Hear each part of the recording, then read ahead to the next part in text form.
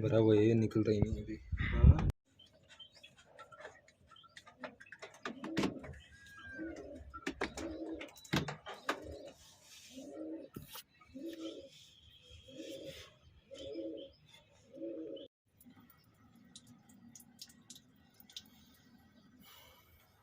नए बलू डालते हैं इसके अंदर।